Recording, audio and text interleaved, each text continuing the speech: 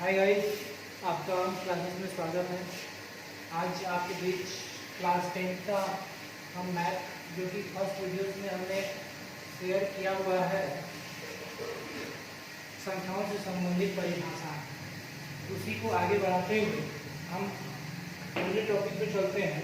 आज हमको अपरिमेय संख्या, वास्तविक संख्या और विपरीत विभाजन प्रमेय, ये तीनों हम पढ़ेंगे।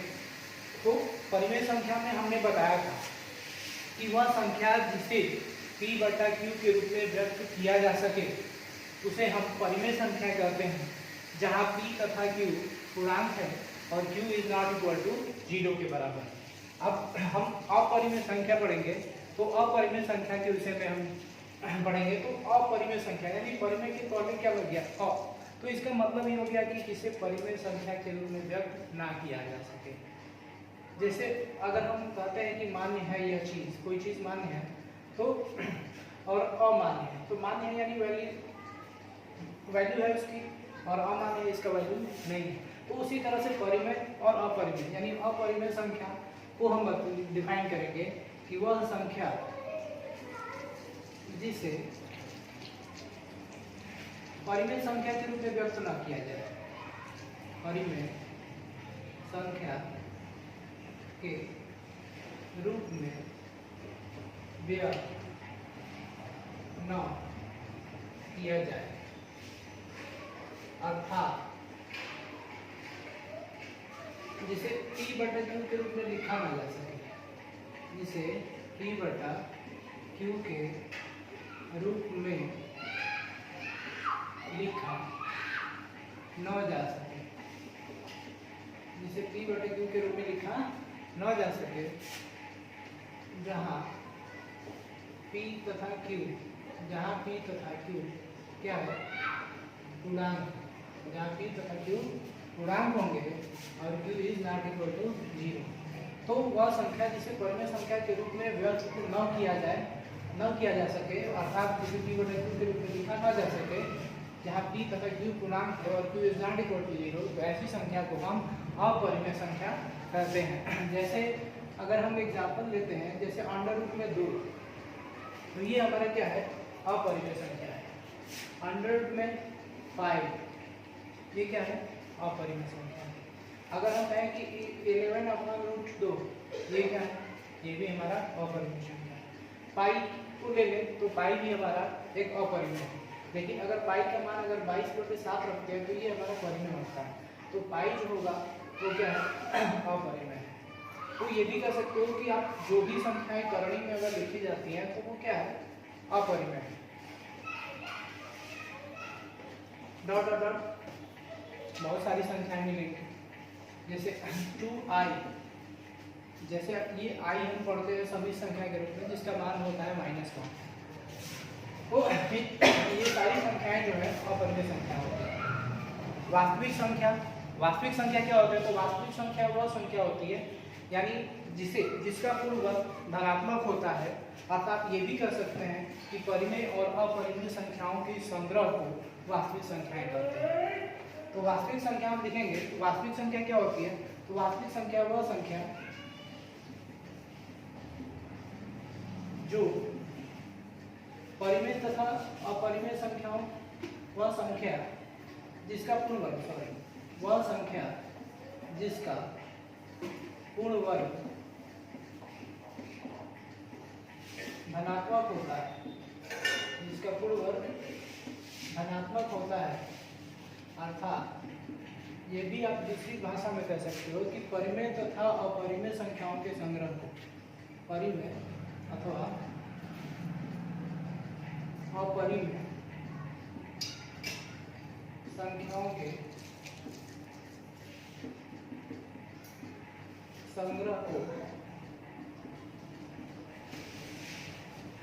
क्या कहते हैं, वास्तविक संख्या कहते हैं। जैसे में हम ले लें 11/2 -5 √2 √6 डॉट डॉट बहुत सारी संख्या है। तो यानी वह संख्या जिसका पूर्ण वर्ग क्या हो धनात्मक होता है, अर्थात परिमेय तथा अपरिमेय संख्याओं के संग्रह को हम क्या करते हैं वास्तविक संख्या करते हैं। तो परिमेय संख्या, अपरिमेय संख्या, पूर्णांक, वास्तविक संख्या, होल नंबर्स, नेचुरल नंबर्स, ये सब क्या होंगे, सब के सब वास्तविक संख्या में आ जाएंगे। अब हम चलेंगे यूक्लिड विभाजन प्रमेय क्या।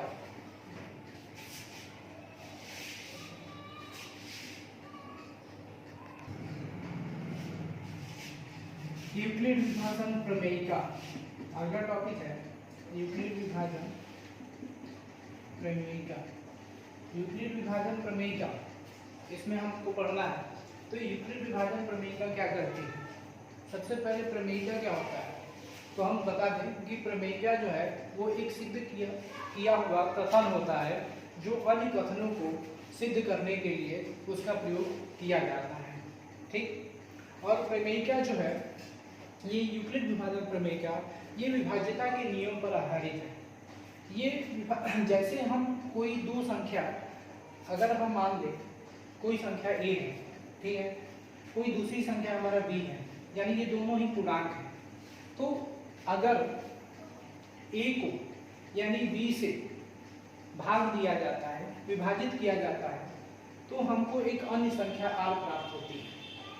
तो हमको एक अन्य संख्या, यानी अगर हम a को अगर हम b से डिवाइड करें तो हमको जो अन्य संख्या जो मिलती है, अगर r मिलती है, तो वो हमारा क्या है, वो हमारे विभाज्यता के नियम और ये यूक्लिड विभाजन प्रमेय क्या है। तो यूक्लिड एक गणितज्ञ थे जिन्होंने विभाज्यता के नियम पर ही एक अपना अनुप्रयोग दिया। तो जो अनुप्रयोग दिया उसी को यूक्लिड विभाजन प्रमेय कहा गया। यूक्लिड विभाजन प्रमेय में यानी यूक्लिड जो गणितज्ञ थे उनके अनुसार a तथा b, a हम लिखेंगे यूक्लिड विभाजन प्रमेय में, यानी इनके अनुसार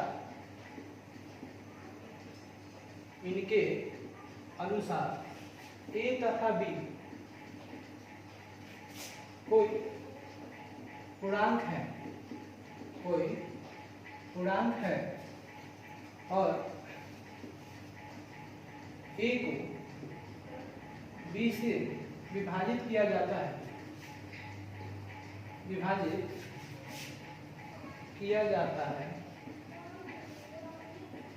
तो अन्य संख्या q तथा r हमें प्राप्त होता है। q तथा r विद्यमान होते हैं या प्राप्त होते हैं कि अब यहाँ पे विद्यमान होते हैं या प्राप्त होते हैं। तो यहाँ पे a = bq प्लस r। तो ये जो हमारा a = bq प्लस r है, ये हमारा यूक्लिड विभाजन प्रमेय में ये हमारे यूक्लिड का सूत्र है। जैसे हम पढ़ते हैं a को हम बोलते हैं भाज्य, a को भाज्य बोला जाता है, जिसको हम इंग्लिश में डिवाइडेंड करते हैं, इसमें डिवाइडेंड करते हैं। b हमारा जो होता है भाजक होता है, यानी डिवीजन होता है। ठीक, और q जिसको आप क्वोशिएंट बोलते हो यानी भागफल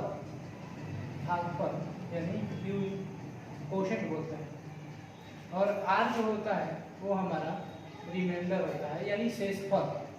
r जो बोलते हैं यानी भाग देने पर किसी संख्या से, यानी भाजक से भाज्य में भाग दिया जाता है, तो जितनी बार में जाता है वो भागफल, और उसके बाद जो शेष बचता है उसको हम शेषफल बोलते हैं, और उसको हम इंग्लिश में बोलते हैं रिमाइंडर।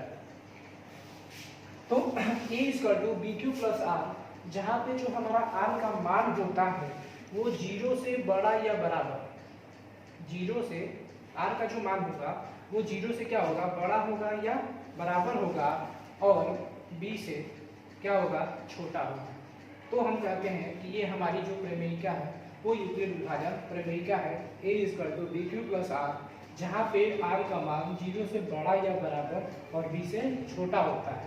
इसका जो प्रयोग है वो दो संख्याओं का मौसम ज्ञात करने में हम करते हैं। यूक्लिड विभाजन प्रमेयिका में आप जैसे ही हम प्रश्नावली स्टार्ट करेंगे, प्रश्नावली 1.1, तो पहला जो सवाल है वो इस यूक्लिड विभाजक प्रमेयिका से मौसम ज्ञात करके बताइए। तो यहाँ पे हमने समझा कि यूक्लिड विभाजक प्रमेयिका क्या है। तो यूक्लिड विभाजन प्रमेयिका विभाज्यता के नियम पर हम बता सकते हैं कि यूक्लिड विभाजन प्रमेयिका विभाज्यता के नियम पर आधारित है। यानी दो धनात्मक पूर्णांक a तथा b को लिया जाता है, जिसमें a को b से भाग दिया जाता है, तो हमको शेषफल r प्राप्त होता है। तो जो r का जो मान होना चाहिए वो 0 से बड़ा या बराबर और b से छोटा होना चाहिए। तो यही विभाज्यता के नियम यूक्लिड गणितज्ञ ने अपना नियम दे दिया। उन्होंने कहा कि a तथा b अगर कोई धनात्मक पूर्णांक है या पूर्णांक है तो a को b से विभाजित किया जाए तो अन्य संख्या हमको q और r मिलती है और a = bq + r। यहाँ हम एक एग्जांपल लेते हैं, जैसे हम 15 और 5 जो छोटी संख्या होती है, छोटी संख्या को हम मान लेते हैं कि b है।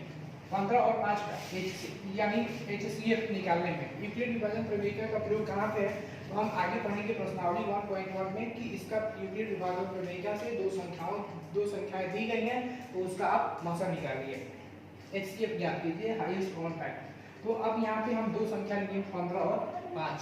तो जो छोटी संख्या होगी उसको हम b मानेंगे, b = 5 और a = 15। तो 15 में 5 से क्या करें, डिवाइड करें। तो 15 में 5 से डिवाइड करेंगे तो हमको कितनी बार जाएगा, 5 3 जा 15। तो ये क्या हो गया 50। तो यहाँ पे हमको रिमाइंडर में क्या मिला, r जो मिला हमको क्या मिला, 0 मिला। डिवीजन यानी जो हमारा भाजक है वो यहाँ पे b 5 a 15 और क्वेश्चन इक्वल टू कितना है, यानी भागफल 3। अगर हम यहाँ पे इस फार्मूले में रखते हैं a = bq + r, तो हम देख सकते हैं कि 15 a = 15 है तो और b = 5 इंटू क्वेश्चन कितना है 3 है और प्लस 0। ये क्या हमारा हो गया, ये हम जो निकाल लिए ये यूक्लिड विभाजन प्रमेयिका से। तो 15 यानी 5 इंटू 3।